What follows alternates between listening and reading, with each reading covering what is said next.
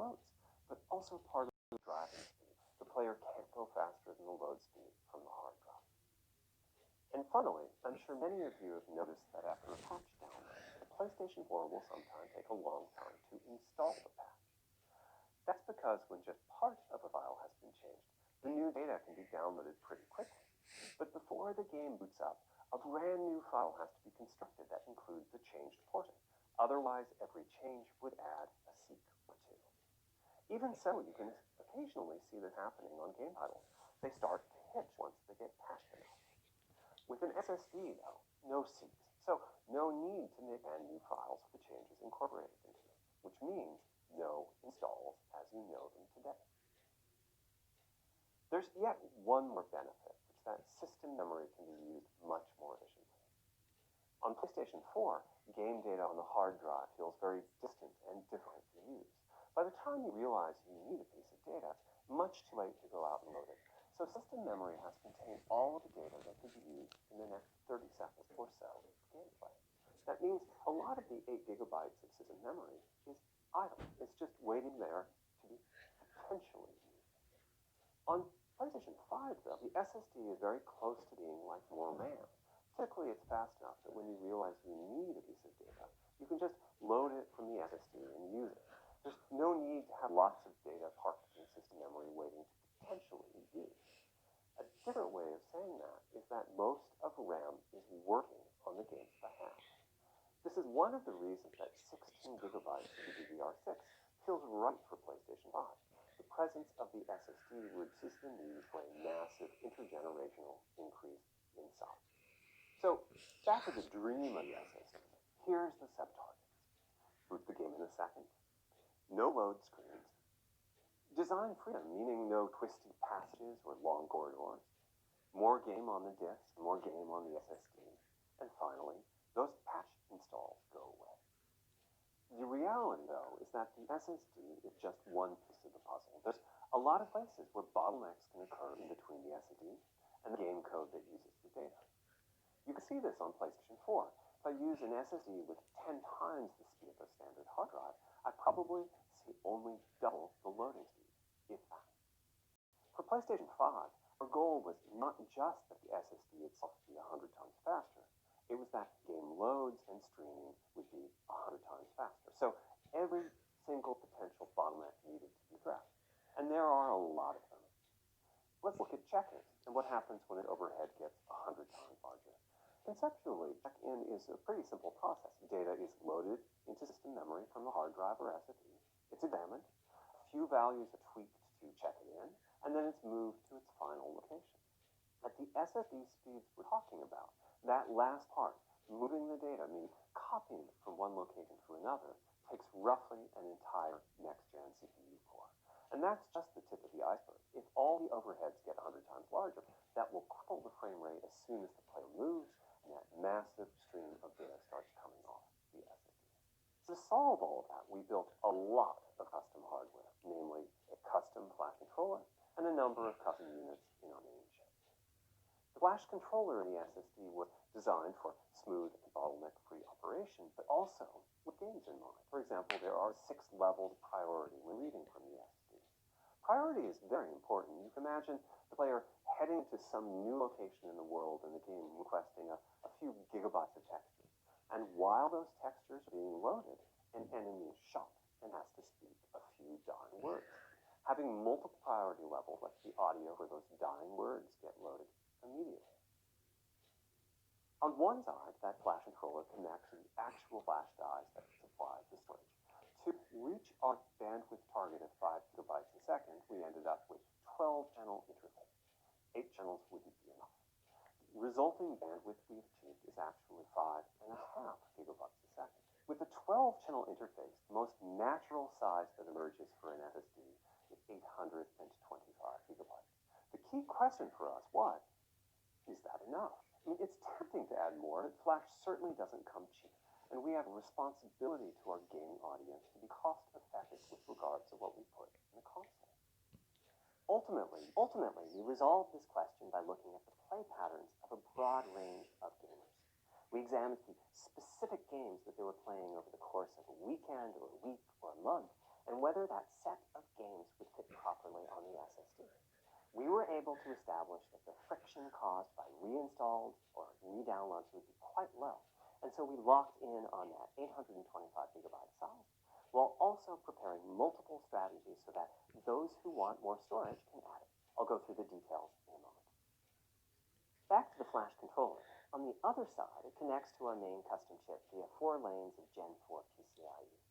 And inside the main custom chip is a pretty hefty unit dedicated to I/O. Before we talk about what that does, let's talk compression for a moment.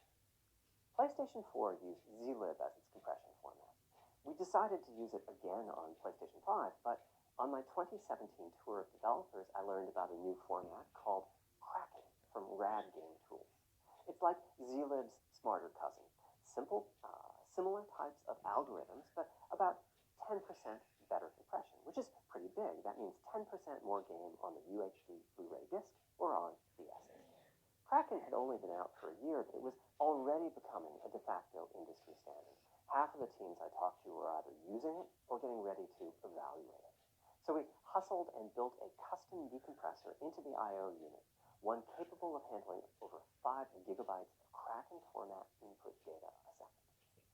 After decompression, that typically becomes 8 or 9 gigabytes, but the unit itself is capable of outputting as much as 22 gigabytes a second if the data happen to compress particularly well. By the way, in terms of performance, that custom decompressor equates to 9 of our Zen 2 cores. That's what it would take to decompress the Kraken stream with a conventional CPU. There's a lot more in the custom I/O unit, including a dedicated DMA controller. The game can direct exactly where it wants to send the data coming off of the SSD. This equates to another Zen 2 core or two in terms of its copy performance. Its primary purpose is to remove check-in as a bottleneck. There's 2 dedicated I/O coprocessors and a large RAM pool. These aren't Zen 2 cores. They're principally to direct the variety of custom hardware around them. One of the coprocessors is dedicated to SSD I/O. This lets us bypass traditional file I/O and its bottlenecks when reading from the SSD. The other is responsible for memory mapping, which I know doesn't sound like anything related to the SSD, but a lot of developers map and remap memory as part of file I/O, and this too can become a bottleneck. There are coherency engines to assist the coprocessor. Coherency comes up a lot in places. Probably the biggest coherency issue is stale data in GPU caches. Flushing all of the GPU caches whenever the SSD is read is an unattractive option. It could really hurt the GPU performance. So we've implemented a gentler way of doing things, where the coherency engines inform the GPU of the overwritten address ranges, and custom scrubbers in several dozen GPU caches pinpoint predictions of just those address ranges. The best thing is, as a game developer, when you read from the SSD, you don't need to know any of this. You don't even need to know that your data is compressed. You just indicate what data you'd like to read from your original uncompressed file and where you'd like to put it, and the whole process of loading it happens invisibly to you and at very high speed. Back to the dream. Thanks to all of that surrounding hardware, our 5.5 gigabytes a second really should translate into something like 100 times faster I/O than PS4 and allow the dream of no load screen and super fast streaming to become a reality. Having said that, expandability of our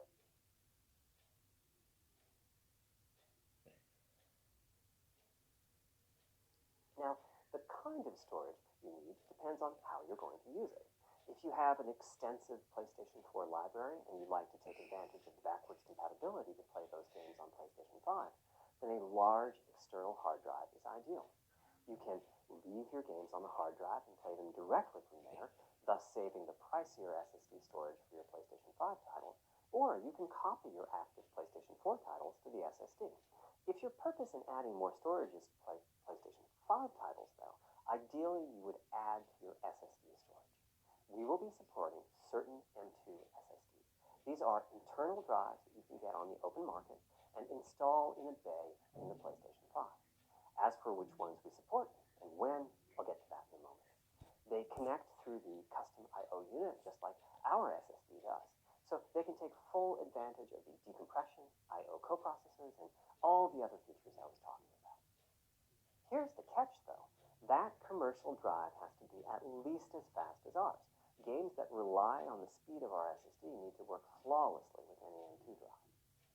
When I gave the Wired interview last year, I said that the PlayStation 5 SSD was faster than anything available on PC. At the time, commercial M2 drives used PCIe 3.0, and 4 lanes of that cap out at 3.5 gigabytes a second. In other words, no PCIe 3.0 drive can hit the required spec. M2 drives with PCIe 4.0 are now out in the market. We're getting samples and seeing 4 or 5 gigabytes a second from you. By year's end, I expect there will be drives that saturate 4.0 and support 7 gigabytes a second. Having said that, we are comparing apples and oranges, though, because that commercial M2 drive will have its own architecture, its own flash controller, and so on. For example, the NVMe specification lays out a priority scheme for requests that the M2 drives can use. And that scheme is pretty nice, but it only has 2 true priority levels. Our drive supports 6. We can hook up a drive with only 2 priority levels, definitely, but our custom I/O unit has to arbitrate the extra priorities rather than the M2 drive's flash controller.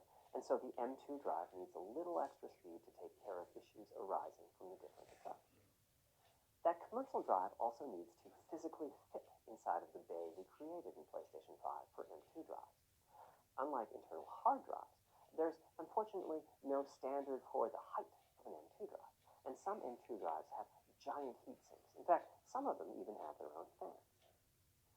Right now, we're getting M2 drive samples and benchmarking them in various ways.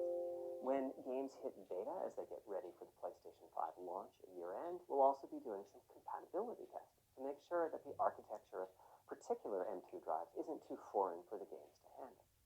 Once we've done that compatibility testing, we should be able to start letting you know which drives will physically fit and which drive samples have benchmarked appropriately high in our testing. It would be great if that happened by launch, but it's likely to be a bit past it, so please hold off on getting that M2 drive until you hear from us. Okay, back to our principles. Balancing evolution and revolution is the second of them. This was definitely a recurring theme with the GPU. We need new GPU features and capabilities. If we only have more performance, it's not really a new generation of consoles. Of course, many of these capabilities result in more performance. That's part of why a PlayStation 5 teraflop is more powerful than a PlayStation 4 teraflop. But we aren't just looking for the performance. We also need the ability to do something with the GPU that could not have been done before. And we need higher performance per watt. Every time we double the performance of some GPU component, we don't want to find out we've doubled the power consumed and the heat produced. But at the same time, we have to make sure the GPU can run PS4 games, and we have to ensure that the architecture is easy for the developers to adopt. Now, backwards compatibility was handled masterfully by AMD. They treated it as a key need throughout the design process. As our solution to adding new features without blindsiding developers, we made sure that if there were new significant features, it would be optional to use them. The GPU supports ray tracing, but you don't have to use ray tracing to make your game. The GPU supports primitive shaders, but you can release your first game on PlayStation 5 without making any use of them. Before I get into the capabilities of the GPU, I'd like to make clear 2 points that can be quite confusing. First, we have a custom AMD GPU based on their RDNA 2 technology. What does that mean? AMD is continuously improving and revising their tech. For RDNA 2, their goals were, roughly speaking, to reduce power consumption by re-architecting the GPU to put data close to where it's needed, to optimize the GPU for performance, and to add a new at launch on PlayStation